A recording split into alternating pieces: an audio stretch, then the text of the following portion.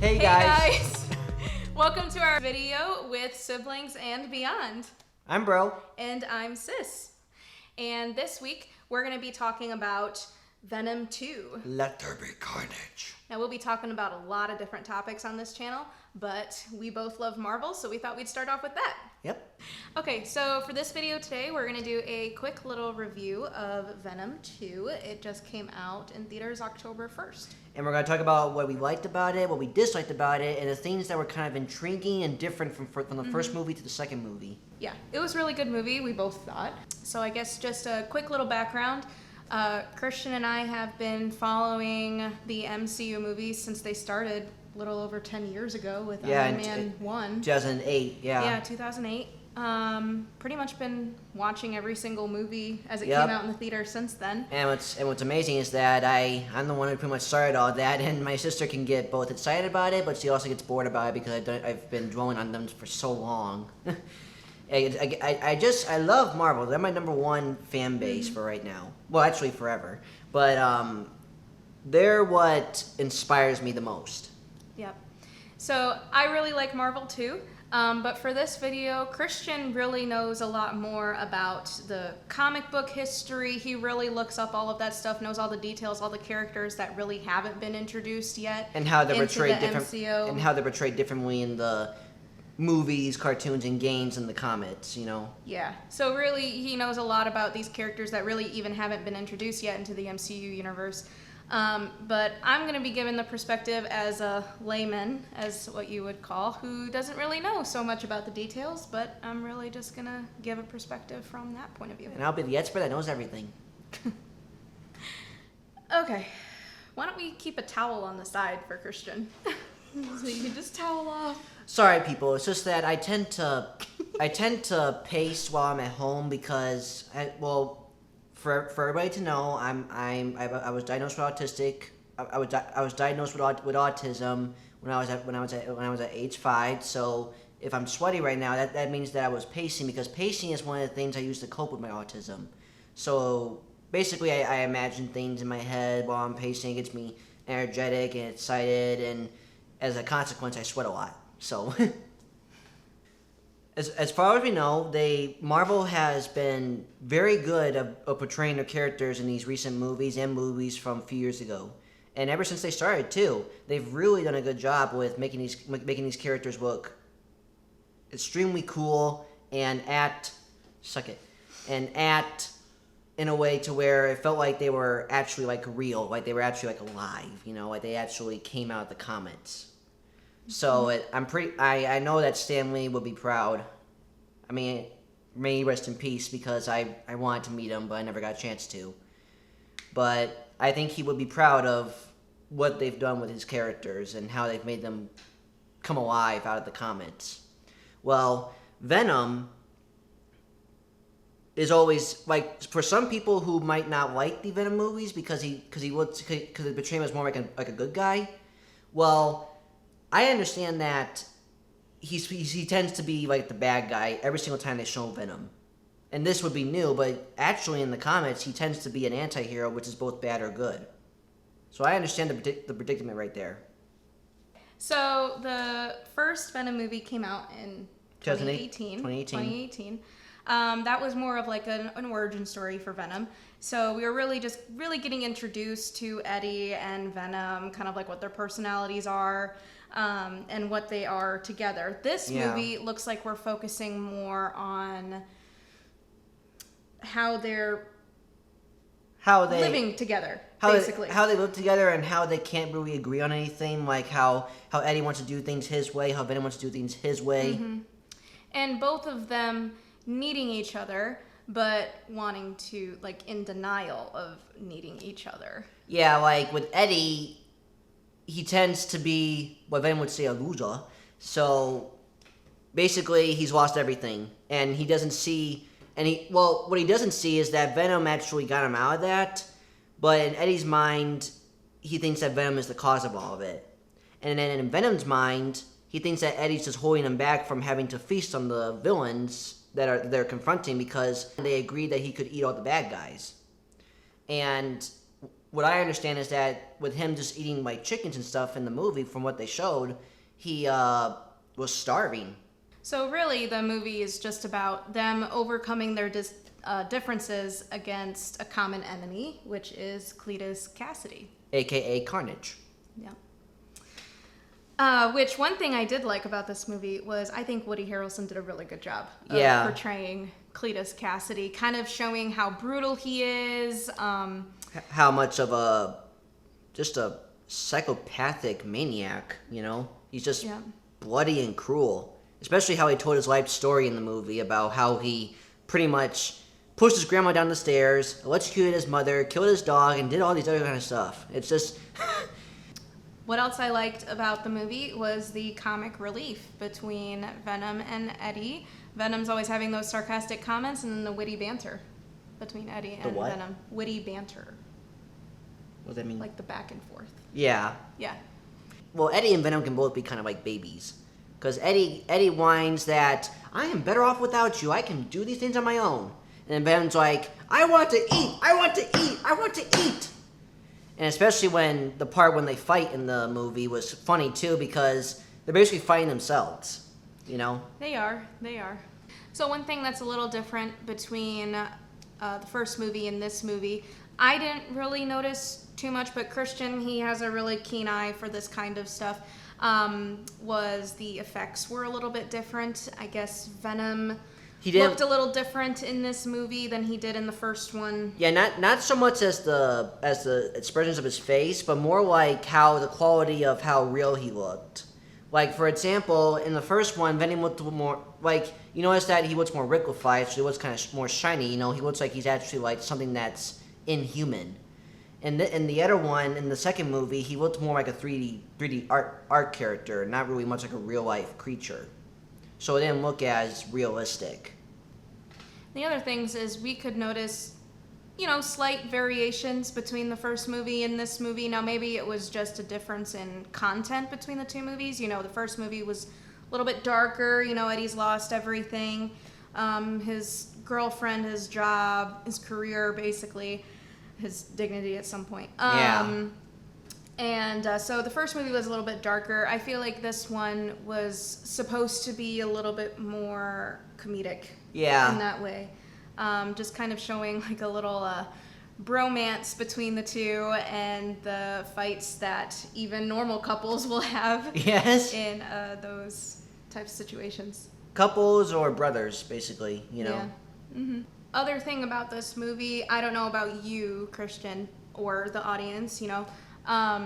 For me, the second movie felt like the final fight scene was just a little bit underwhelming compared to the final fight scene of the first movie. And what I noticed, and I actually agree with that, because the first one seemed like it was more intense. Like it actually got into a moment to where, wow, this fight's getting really, really violent and really action-like. It's like, I don't know who's going to win, because the first villain in the first movie seemed like he was almost unbeatable.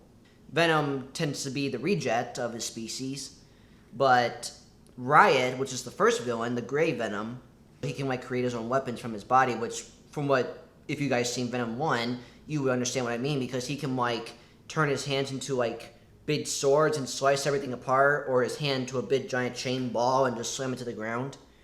It was like, oh my gosh, this guy is powerful. So when you see Venom and Riot go at each other, it's almost like, who do you think has the upper hand, the guy with the arsenal of weapons or original superhero? It's kind of hard to tell. I think the other thing that's interesting too is, you know, like you were saying, Venom was a reject. So it's kind of inferred in the first movie that based on, they're all symbiotes, but based on their colors, that kind of determines how powerful they are. Yeah. And from the way they were talking in the first movie, seems like because Venom is the color black, he's not as strong. He seems to be a little bit smaller than everyone else. So it is interesting seeing that even Carnage, who apparently was an offspring of Venom, he's even bigger than Venom himself. Yeah, bigger, but also, if you guys can notice, he seems just as powerful as Riot, but in his own way. Not with the arsenal of weapons, but in a way to where he seemed more vicious, like a much bigger abomination of himself. So, in this case, it's kind of like the Hulk. Like here, I'll use that as an example. It's better. With the Hulk, he's the original version. He's the original species of Hulk. But when you see the Incredible Hulk and you see Abomination get created, he's like a altered version of a Hulk that should not have been created. So in this case, Carnage is kind of like that with Venom. The one thing that I was wondering is, okay, so he's a red one, really powerful. Why did Venom, who's black, offspring a red one? But we're thinking that maybe it was because Cletus Cassidy had bit Eddie's hand in that prison scene, and Carnage represents the hue red of blood. Yeah, like... Oh yeah, because it was like a mixture of Eddie and Venom. Because it had the symbiote powers from Venom, but it had the blood of Eddie. So it basically had that form of both of them. So when he ate the blood, because as you saw, he put on his finger and went, you know, it was just the... Yeah, that was kind of gross. Woody Harrelson played a very disgusting and crazy role in that movie. Well... Very good, though. Great actor. Yeah, very good actor. And I really liked him in 2012.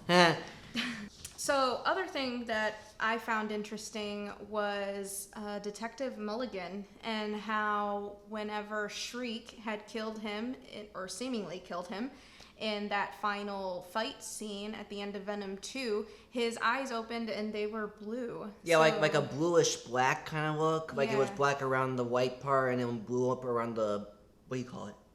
The iris. The iris. Yeah, the color of the eyes. So that, from what we've Googled, other people, there's a lot of speculation out there, maybe thinking that maybe he somehow got some of Shriek's sonic capabilities whenever she had killed him.